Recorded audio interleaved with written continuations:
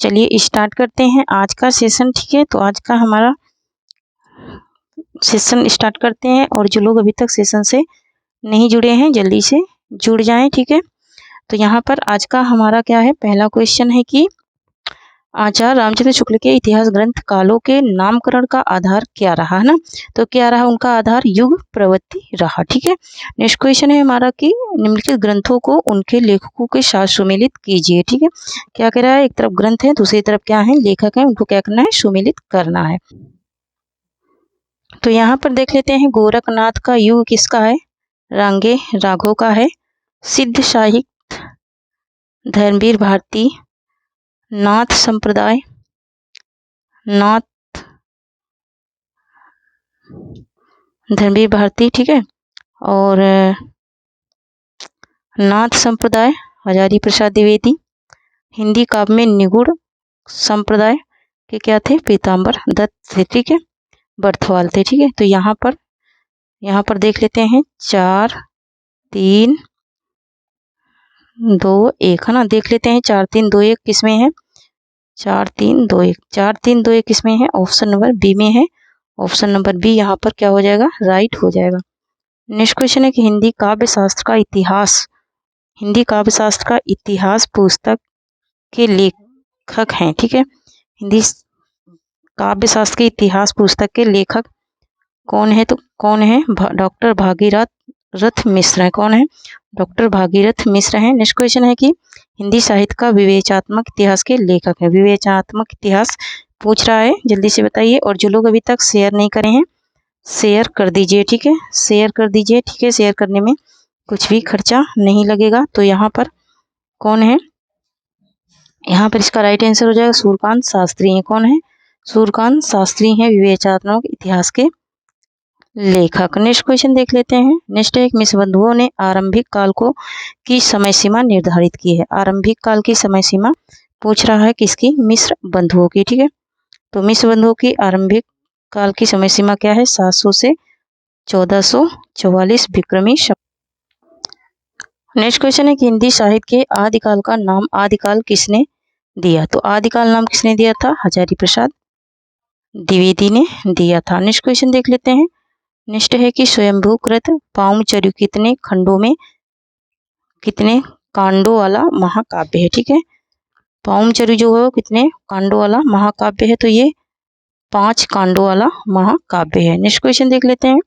Next है पृथ्वीराज रासो के अनुसार पृथ्वीराज के पिता का नाम ज्ञात होता है। पृथ्वीराज के पिता का नाम क्या ज्ञात होता है, ये पूछ रहा है। ठीक है, तो यहाँ पर इसका राइट आंसर हो जाएगा हमारा सोमेश्वर। क्या हो जाएगा, सोमेश्वर हो जाएगा। ठीक है, नेक्स्ट क्वेश्चन देख लेते हैं।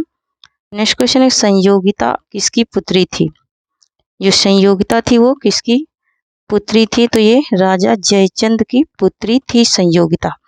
नेक्स्ट क्वेश्चन देख लेते हैं। नेक्स्ट है कि सिद्धों की साधना में शून्य का पूरक तत्व था।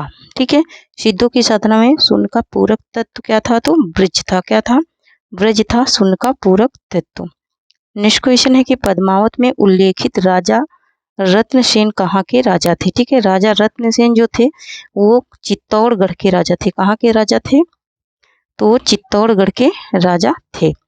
नेक्स्ट क्वेश्चन देख लेते हैं। अधिकांश विद्वानों के आधार पर हिंदी में भक्ति काव्य की कितनी शाखाएं मानी जाती हैं। ठीक है, हिंदी में भक्ति काव्य की कितनी शाखाएं मानी जाती हैं, ये पूछ रहा है। ठीक है, तो भक्ति काव्य की जो शाखाएं मानी जाती हैं वो 4 मानी जाती हैं। नेक्स्ट क्वेश्चन है कि ओनई घटा परिजग छाया छाहा पंक्ति के रचनाकार कौन है। ठीक है, इसके रचनाकार कौन है इन पंक्तियों के। ठीक है, तो यहाँ पर जो इसके रचनाकार हैं वो है कौन, जयसी इन पंक्तियों के रचनाकार हैं। नेक्स्ट क्वेश्चन है कि मल्लुकदास का जन्म स्थल है। ठीक है, मल्लुकदास का जो जन्म स्थल है वो वर्तमान में प्रयागराज का कड़ा है। क्या है, प्रयागराज का कड़ा है। नेक्स्ट क्वेश्चन है निम्नलिखित में से कौन सा कथन संत काव्य के संदर्भ में सही नहीं है। ठीक है, संत काव्य के संदर्भ में सही नहीं है। संत काव्य की भाषा जन सामान्य की भाषा है। संत काव्य में शास्त्रीय ज्ञान को परम आवश्यक माना गया, यही सही नहीं है। ठीक है, ऑप्शन नंबर बी जो है यही सही नहीं है। बाकी यहाँ पर संत काव्य आत्मानुभूति पर अधिक बल देता है, ये भी सही है। संत काव्य में धार्मिक रूढ़ियों और परंपराओं के आधुनिकीकरण का विरोध होता है, ये भी बात सही है, लेकिन यहाँ पर ऑप्शन नंबर बी सही नहीं है। नेक्स्ट क्वेश्चन देख लेते हैं। नेक्स्ट है कि साधना के 3 अवयव बताए गए हैं, निम्नलिखित में से कौन सा साधना का अवयव नहीं है। ठीक है, कौन सा जो है वो साधना का अवयव नहीं है, ये बात यहाँ पर पूछी जा रही है। ठीक है, तो अवयव कौन सा नहीं है, तो यहाँ पर जो मन है ये साधना का अवयव नहीं है। ठीक है, नेक्स्ट क्वेश्चन है कि जो नर दुख में दुख नहीं माने, जो नर दुख में दुख नहीं माने किसकी प्रसिद्ध पंक्तियां हैं, तो ये गुरु नानक की प्रसिद्ध पंक्तियां हैं। नेक्स्ट क्वेश्चन देख लेते हैं। नेक्स्ट है कि इंसानियत एक प्रसिद्ध सूफी शब्द है जिसका अर्थ होता है। ठीक है, इंसानियत क्या है, एक प्रसिद्ध सूफी शब्द है जिसका अर्थ क्या होता है, ये पूछ रहा है। तो यहाँ पर कृपालुता होता है। क्या होता है, कृपालुता होता है। नेक्स्ट क्वेश्चन है कि राम कथा उत्पत्ति और विकास नामक समीक्षात्मक ग्रंथ के लेखक हैं। ठीक है, राम कथा उत्पत्ति और विकास नामक समीक्षात्मक ग्रंथ के लेखक कौन है, ये बात यहाँ पर पूछ रहा है। तो यहाँ पर इसका राइट आंसर हो जाएगा फादर कामिल बुल्के हैं। नेक्स्ट क्वेश्चन देखते हैं। नेक्स्ट है कि राम को काम कहाँ रिपु तिजही कौन कबे रिपु तीजो कहाँ, उपयुक्त पंक्ति किस कवि की हैं। ठीक है, ये पंक्तियां जो हैं वो किस कवि की हैं, तो ये हैं केशव दास की। नेक्स्ट क्वेश्चन देख लेते हैं। नेक्स्ट क्वेश्चन है कि नगर शोभा किसकी रचना है, नगर शोभा जो है वो किसकी रचना है, ये यहाँ पर पूछा जा रहा है। तो नगर शोभा रहीमदास की रचना है। नेक्स्ट क्वेश्चन देख लेते हैं। नेक्स्ट एक निम्नलिखित में से कौन सा संप्रदाय उनके प्रवर्तक संस्थापक के साथ सुमेलित नहीं है। ठीक है, संस्थापक के साथ सुमेलित नहीं है, तो यहाँ पर स्मार्त संप्रदाय मध्वाचार का नहीं है, ये विष्णु का है। ठीक है, नेक्स्ट क्वेश्चन देख लेते हैं।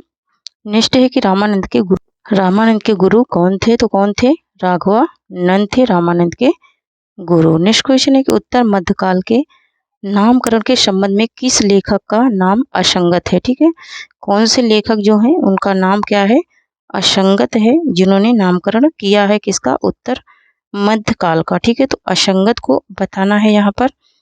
तो यहाँ पर इसका राइट आंसर क्या हो जाएगा, कलाकाल जो है ये हजारी प्रसाद द्विवेदी ने नहीं दिया है, रमाशंकर शुक्ल रसाल ने दिया है। नेक्स्ट क्वेश्चन है निम्नलिखित में से कौन सा कवि डॉक्टर नागेंद्र के अनुसार रीतिबद्ध कवियों के अंतर्गत नहीं आता है। ठीक है, कौन सा कवि नहीं आता है, ये बात यहाँ पर पूछी जा रही है। तो यहाँ पर इसका राइट आंसर हो जाएगा ऑप्शन नंबर डी, घनानंद नहीं आते हैं। नेक्स्ट क्वेश्चन देख लेते हैं। नेक्स्ट है कि आनंद अरुणोदय किसकी काव्य कृति है, आनंद अरुणोदय। ठीक है, तो आनंद अरुणोदय जो है वो जो काव्य कृति है वो है प्रेमधन की, किसकी है, तो ये प्रेमधन की कृति है।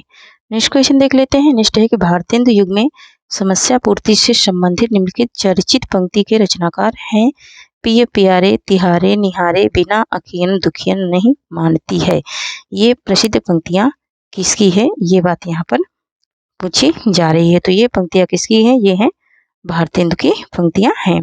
नेक्स्ट क्वेश्चन देखते हैं। नेक्स्ट है कि बीरा स्टक तथा कल काशी रचनाओं के रचनाकार हैं, कल काशी रचनाओं के रचनाकार कौन है, तो कौन है, जगन्नाथ दास रत्नाकर हैं। नेक्स्ट क्वेश्चन देख लेते हैं।